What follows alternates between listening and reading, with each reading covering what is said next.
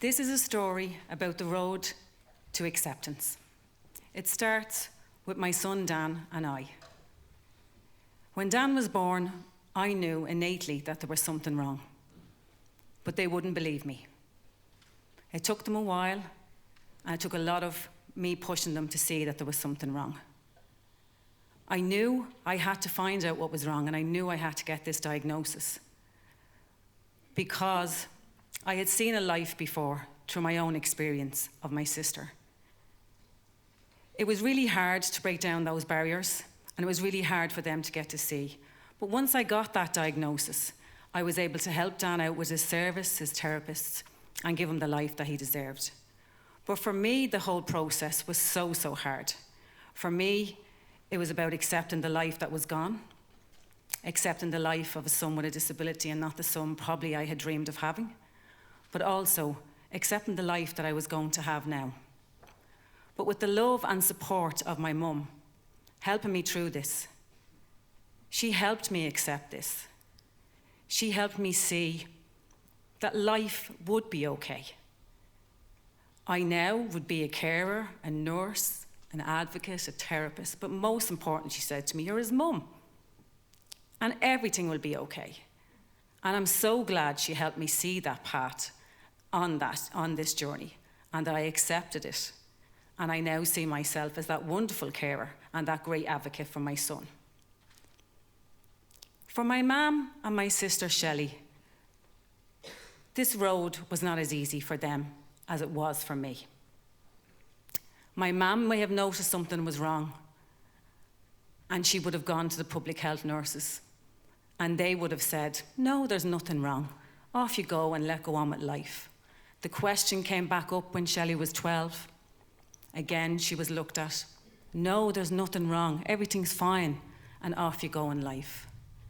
18, it came up again. Maybe they were starting to look at it and say, there might be something, but with some supports, she's fine. Off you go.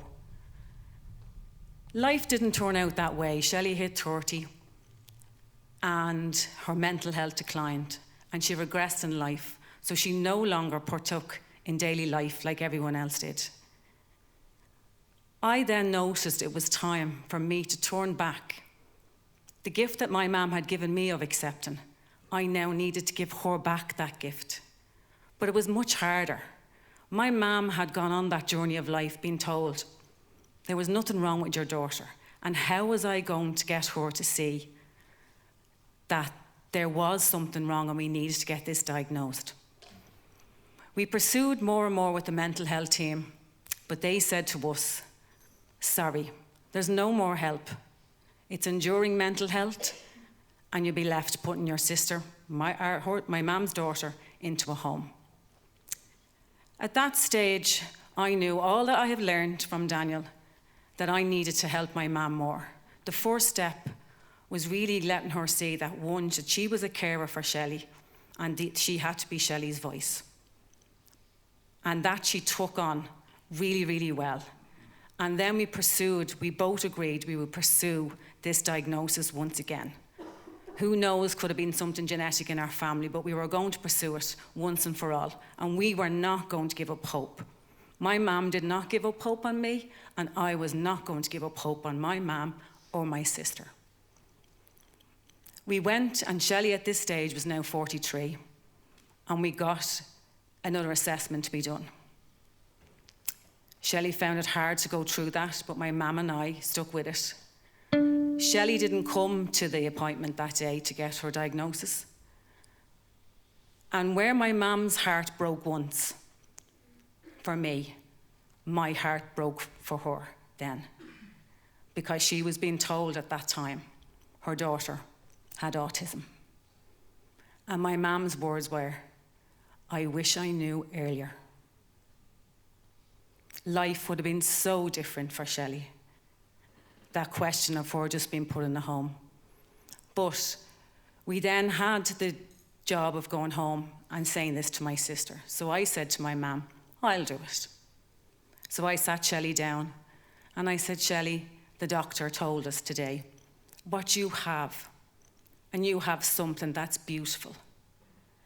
And she says, what is it, Sinead? And I said, "You have autism." And she goes, "Oh." At that stage, I didn't know whether it was going to help Shelley. But with all of us gathering the information on autism and looking into everything, it helped us understand it more. It helped my mum care for Michelle and put in the practices around autism that we never knew before. And we began to learn all about it. In this turn then, Michelle started to see herself as someone that had a right to life and started to partake back in life. She then got into a service. She started to advocate for herself. She got her voice. They said she was going to go into a home, but now she's getting her own home. I never thought I was going to get my sister back, but she's back, and she's more beautiful and better than she was before. For me, accepting my son's life and what my life is to be gave me the greatest gift and the freedom to see him for all the beauty that he is, to recognise myself as a carer. For my mum, it gave her the gift of accepting her daughter and what she was, and also recognising herself as a carer. But more importantly, it gave Shelley the freedom to be who she was. To all of us, acceptance is the best gift you can give yourself. It gives you the freedom to let go and to see all the beauties of life.